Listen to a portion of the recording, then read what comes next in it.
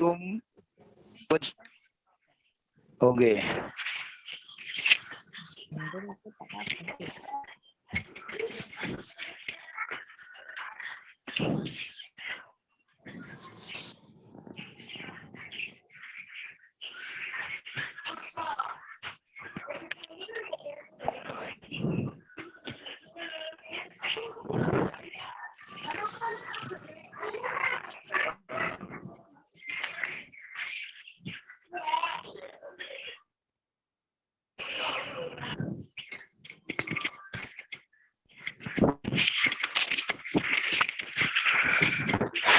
Assalamualaikum warahmatullahi Assalamualaikum warahmatullahi wabarakatuh. Waalaikumsalam warahmatullahi wabarakatuh.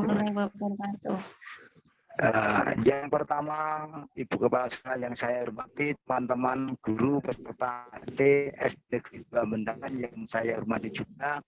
Sebelumnya kami ucapkan salam sehat, salam sejahtera untuk kita semuanya. Semoga dalam kegiatan IHT dan ini kita nanti berjalan lancar dan selalu mendapat ridho dari Allah Subhanahu wa taala dan ganti sehat walafiat. Amin. Untuk kegiatan IHT SD Negeri 2 Mendangan tanggal 19 Mei 2021 ini, marilah sebelum kita melangkah ke acara yang intinya, marilah kita buka dengan berdoa menurut agama dan kepercayaan masing-masing. Berdoa dimulai.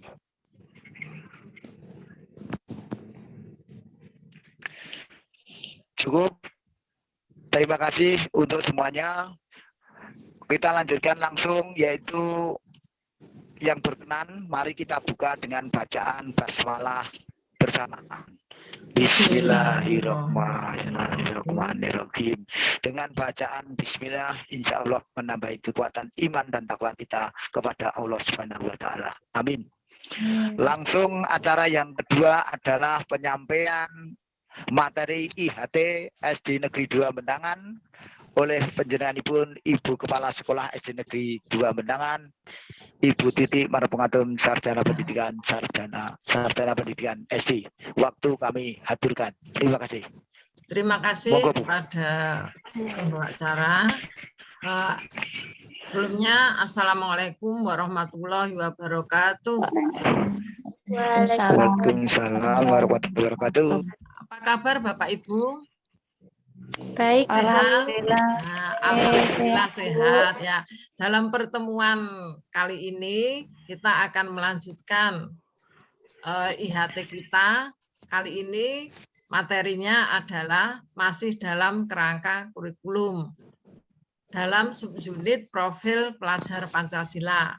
Izinkanlah saya untuk share screen sebentar ya. Nah, ini materinya. Ya.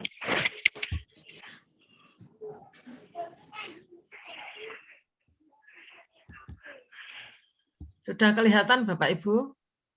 Sudah Ibu. Ya. Materinya masih dalam lanjutan kemarin ya, yaitu kerangka kurikulum. Unit modul pelatihan sekolah penggerak yang ini nanti akan subunitnya yaitu profil pelajar Pancasila. Nah, sebentar ini yang pertama. Ya. Sebentar ini kok. Bapak Ibu mungkin masih ingat materi yang kemarin yaitu tentang yang kemarin ya, kerangka dasar kurikulum ya, kemarin tentang kurikulum sekolah penggerak tentang Merdeka Belajar, dan sekarang kita akan mempelajari subunit yang kedua yaitu profil pelajar Pancasila. Definisi profil pelajar Pancasila. Kelihatan Bapak Ibu ini? Jelas sekali. Ya. Profil pelajar Pancasila adalah profil lulusan yang bertujuan menunjukkan karakter dan kompetensi yang diharapkan diraih dan menguatkan nilai-nilai luhur Pancasila. Hingga peserta didik itu nanti saat selesai pembelajaran yaitu dapat mencapai hal-hal yang diharapkan seperti dalam profil pelajar Pancasila. Di sini profil pelajar Pancasila terdiri dari 6 dimensi. Ya, ini saya besarkan ya, kelihatan enggak ini? Dimensi profil pelajar Pancasila yang pertama yaitu beriman, bertakwa kepada Tuhan Yang Maha Esa, berakhlak mulia. Kemudian berkebinekaan global, bergotong royong. Kebinekaan global. Ya, yang kedua berkebinekaan global. Yang ketiga bergotong royong. Kemudian kreatif, mandiri, bernalar kritis, dan mandiri. Nah, itu 6 ya Pak. Nah, 6 komponen atau ya 6 profil pelajar Pancasila. Nah, sudah hafal itu Pak Sudar. Nah, kemudian definisi satu persatu ini. Nah, maksudnya beriman bertakwa Bapak Ibu sudah paham semua ya. Beriman bertakwa kepada Tuhan Yang Maha Esa, berakhlak mulia. Jadi diharapkan pelajar Indonesia itu menjadi manusia-manusia yang beriman bertakwa kepada Tuhan, diwujudkan ke dalam akhlak mulia, baik dalam beragama, akhlak yang baik kepada diri sendiri, kepada sesama manusia, maupun kepada alam semesta. Nah, kemudian maksud berkebinekaan tunggal, berkebinekaan global, ya maaf. Berkebinekaan global itu maksudnya bahwa pelajar Indonesia itu diharapkan memiliki identitas diri yang matang, mampu menunjukkan dirinya sebagai representasi budaya luhur bangsanya. Jadi mau menerima atau mau tetap menghargai nilai-nilai luhur dari bangsa kita. Jadi untuk mencapai kebinekaan global, pelajar Indonesia itu harus dapat mengenal dan menghargai budaya kita, dapat berkomunikasi, berinteraksi antar budaya. Kelihatan enggak Pak ini? Nah, dan bertanggung jawab terhadap pengalaman kebinekaan serta berkeadilan sosial. Itu maksud dari berkebinekaan global. Kelihatan enggak itu Bapak Ibu? Kelihatan Ibu. Kelihatan Bu. Yang kedua. Laptopku buka nol. Bisa dilanjutkan yang ketiga ya. Nah, yang ketiga apa tadi Bapak Ibu? Bergotong ya. Mandiri. Mandiri ya. Maksudnya mandiri ya, maksudnya mandiri.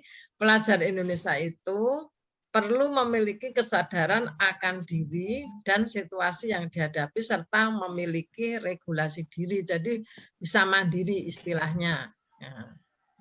Kemudian yang keempat, bergotong royong. Nah, kalau ini sudah banyak kita laksanakan ya, bahwa masyarakat kita itu gotong royong itu merupakan ciri khas bangsa kita. Jadi nanti diharapkan pelajar Pancasila itu tetap mewujudkan adanya gotong royong, dapat melakukan kolaborasi, memiliki kepedulian yang tinggi dan bisa berbagi dengan sesama.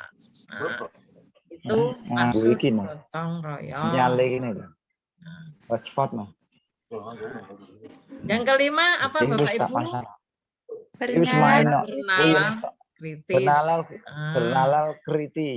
Bernalar kritis. Pelajar Indonesia yang bernalar kritis selalu berpikir objektif, sistematik, dan saintifik. Itu harapan dari pendidikan Indonesia. Jadi untuk bernalar kritis, pelajar Indonesia itu perlu memperoleh dan memproses informasi serta gagasan dengan baik. Lalu dapat menganalisa, mengevaluasi, ya, kemudian juga merefleksikan pemikiran dan proses berpikirnya. Itulah Bapak Ibu, kurang satu lagi sekarang yaitu kreatif. Nah, yang keenam yaitu kreatif. Nah, Pelajar Indonesia itu diharapkan nantinya menjadi pelajar yang kreatif, nah, mampu memodifikasi dan menghasilkan sesuatu yang orisinal, bermakna, bermanfaat, dan berdampak dalam bentuk gagasan, tindakan, dan secara karya nyata, serta proaktif dan independen untuk menemukan cara-cara lain yang berbeda. Jadi berinovasi istilahnya, tidak monoton seperti yang hanya diajarkan oleh gurunya saja. Jadi bisa mengembangkan diri dan berinovasi, bisa berpikir kreatif. Nah, itulah Bapak Ibu 6 profil pelajar yang Pancasilais, pelajar Pancasila. Itu diharapkan dari hasil dimensi pelaksanaan kurikulum sekolah penggerak. Jadi 6 itu diharapkan nanti dapat terwujud saat menyelesaikan pembelajaran dari kurikulum sekolah penggerak. Nah, ini ringkasannya seperti ini. Kecil-kecil ya Bapak Ibu, bisa dilihat. Ini ringkasannya tadi berakhlak mulia itu bagaimana, akhlak beragama, anak pribadi, kemudian kepada sesama manusia. Nah, itu sudah disampaikan tadi ya Bapak Ibu. Nah, jadi dari 6 ini tadi intinya setelah anak-anak itu selesai dalam pembelajaran, diharapkan menjadi manusia-manusia atau menjadi pelajar-pelajar yang seperti diharapkan, yaitu profil pelajar Pancasila. Nah, itu dari itu dulu saja untuk materi kali ini. Nanti setelah jam istirahat bisa kita lanjutkan. Tapi ini untuk kegiatan khusus pelajar Pancasila. Mungkin hanya cukup sekian dulu. Nanti dilanjutkan tanya jawab ya selanjutnya. Saya bisa membuka tanya jawab kepada Bapak Ibu semuanya dan diskusi nanti untuk penerapannya. Marilah kita diskusikan bersama-sama, diterapkan di SD kita bagaimana penerapannya, itu nanti kita diskusikan bersama di SD kita. Terima kasih, itu materi dari saya. Bisa langsung dilanjutkan dengan diskusi. Monggo Pak Sudarno. Monggo. Monggo Bu. Bisa dibuka forum diskusi. Ya. Ada pertanyaan tentang profil pelajar Pancasila dan penerapannya. Pelajar Pancasila dimensi, 6 dimensi, sorry. 6 dimensi ya, penjenengan milengke wis ngerti arti siji-siji. Lagi 6 dimensi. Nah, 6 dimensi. Pokoknya harapannya pelajar, profil pelajar Pancasila di sekolah penggerak seperti itu, kurikulum sekolah penggerak. Untuk teman-teman yang masih mendengarkan dan saat ini masih bergabung, monggo acara selanjutnya adalah tanya jawab atau diskusi, apa yang mau ditanyakan bisa. Waktu kami aturkan untuk kesemuanya. Sakit dimulai kok. Ya, monggo. Saya Bu. Ya, Bu Cira ya. Mboten ketinggalan. Untuk niki nggih.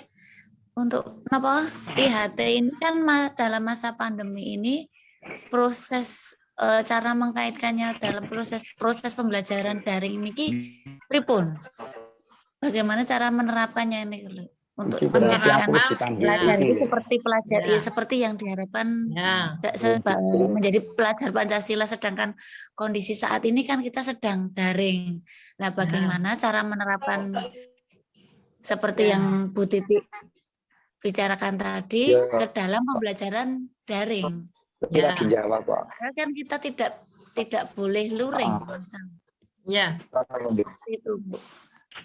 Terima kasih dari Bu Cila pertanyaannya. Bagaimana penerapan kurikulum sekolah penggerak di sekolah kita di masa pandemi, gitu ya intinya ya Bu Cila ya. Jadi untuk penerapan pembelajaran kurikulum sekolah penggerak di masa pandemi itu diharapkan juga menyesuaikan, karena memang dalam Merdeka Belajar itu kan ada istilah pembelajaran itu sesuai dengan karakter atau keadaan, sesuai dengan kodrat, baik itu kodrat alam maupun kodrat zaman. Kalau misalnya sekarang zamannya seperti ini masih pandemi, ya harus kita sesuaikan karena kita namanya merdeka belajar. Jadi kita menyesuaikan penerapannya bagaimana kalau masih dalam pandemi. Nah, kita bisa melaksanakan pembelajaran itu sesuai dengan tujuannya, itu bisa dengan secara daring seperti ini ya. Untuk kegiatan-kegiatan yang sekiranya misalnya gotong royong, yang itu biasanya kalau dalam tidak masa pandemi itu kita biasanya penerapannya bersama-sama, kebersamaan, tapi kita tidak bisa bersama-sama. Nah, itu gotong royongnya itu bisa dilaksanakan secara daring, misalnya kerjasama mengerjakan tugas itu kan bisa lewat Zoom meeting atau lewat Google Meet dan sebagainya. Anak bisa saling diskusi, saling tanya jawab lewat Zoom meeting bisa. Kemudian untuk yang lainnya misalnya beriman, bertakwa, berkebinekaan global, mandiri, bernalar kritis, kreatif, itu bisa kita membuat pancingan-pancingan dengan materi atau pertanyaan-pertanyaan yang bisa membuka cakrawala mereka supaya lebih aktif, baik itu dalam menjawab pertanyaan maupun mengerjakan tugas itu lebih luas, diberi keluasan. Itu intinya Bu Zira disesuaikan dengan keadaan sekarang.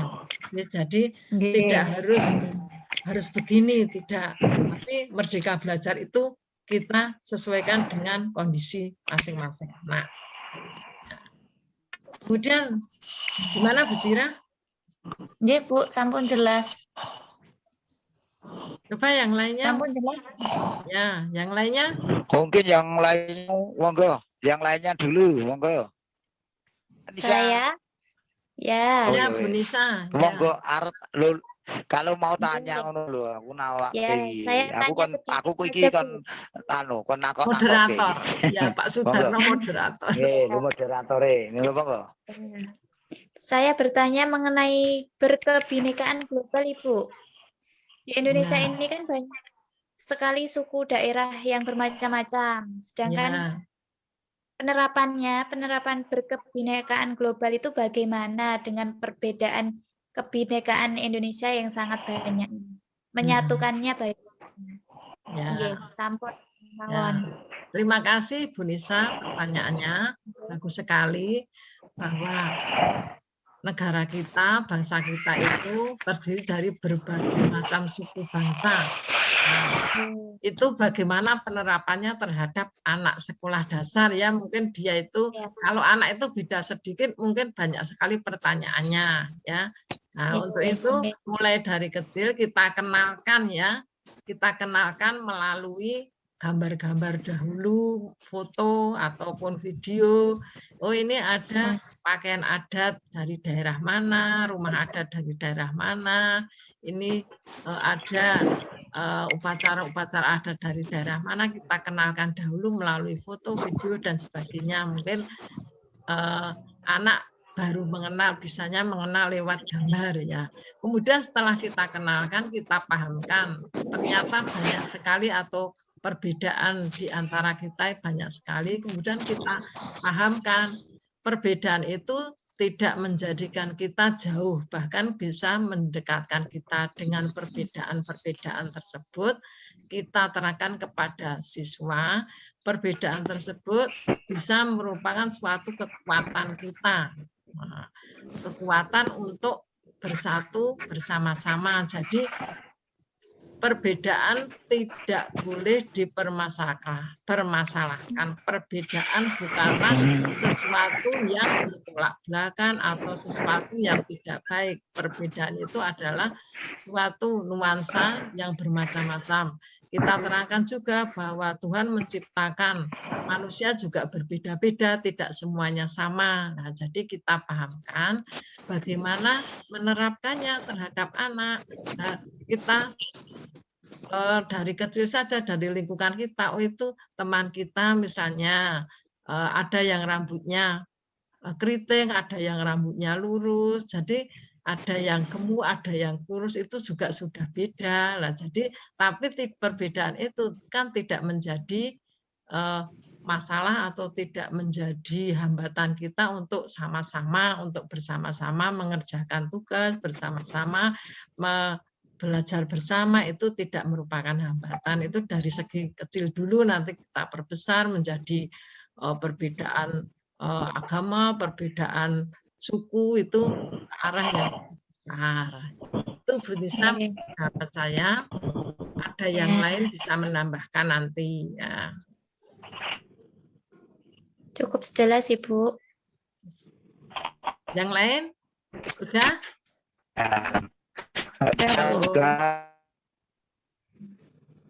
Kalau sudah saya kembalikan ke moderator. Monggo Pak.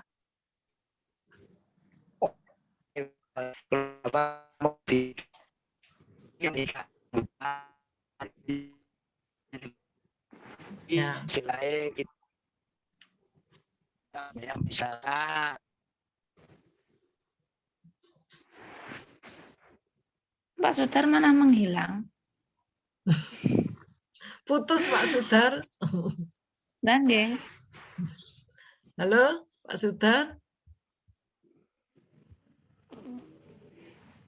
Kata saya sinyalnya nggak saya Bu. Oh, ya sudah. Ini kalau sudah saya stop share dulu ya.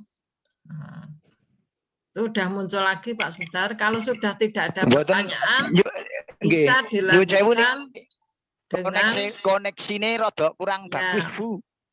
Nggih, monggo. Monggo. Mungkin ada lagi pertanyaan.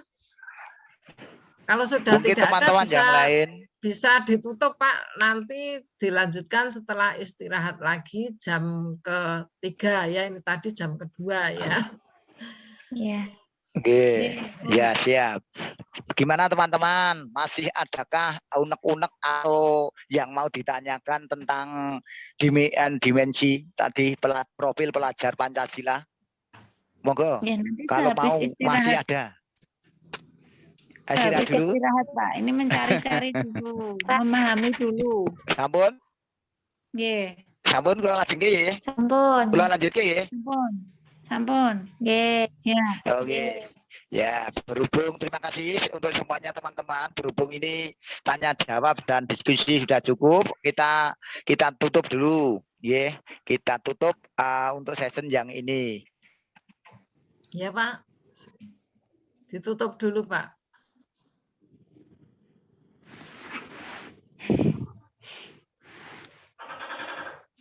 Putus. Monggo. Alhamdulillahirabbil alamin. Bapak ditutup, Pak. Halo? Ditutup Pak Sudar. Sini gitu. Ngotu lagi.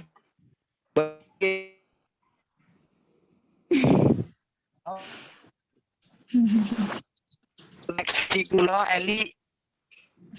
Halo. Bu Titi maaf. Ya. Ya udah, saya tutup saja ya Pak Sudar karena koneksinya dari Pak Sudana kurang baik. Ya marilah kita tutup untuk pertemuan kali ini dengan berdoa bersama menurut agama dan kepercayaan masing-masing. Berdoa kami persilahkan. Selesai. Bagi yang berkenan, mari kita baca hamdalah bersama-sama. Alhamdulillahirrahmanirrahim.